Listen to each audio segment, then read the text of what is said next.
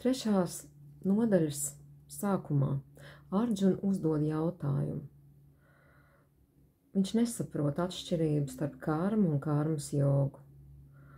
Un 2. pantā viņš saka, tu mani mulsini ar apgalvojumiem, kas šķiet ir pretrunā viens ar otru. Pasaki man noteiktu ceļu, kā varu sasniegt augstāko labumu. Nākošais pants, 6. kad atbild Krišņa Arjunam.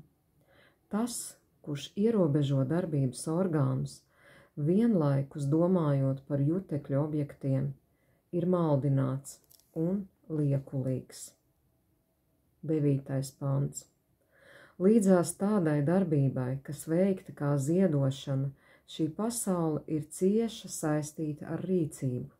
Tāpēc, Arjuna, kļūstot brīvam no pieķeršanās, tev jārīkojas tieši ar šādu motīvu.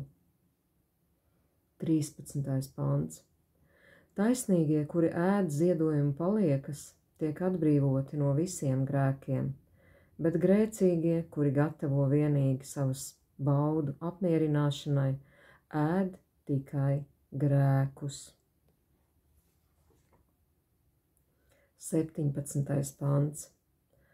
Bet cilvēkam, kuru priecē patiesais es, kurš ir apmierināts ar patieso es, kurš līksmo savā patiesajā es, vairs nav jātiecas, ko sasniegt. Tā tad nav vēlmes arī pēc baudas. Un tagad nedaudz komentārs. Ja kāds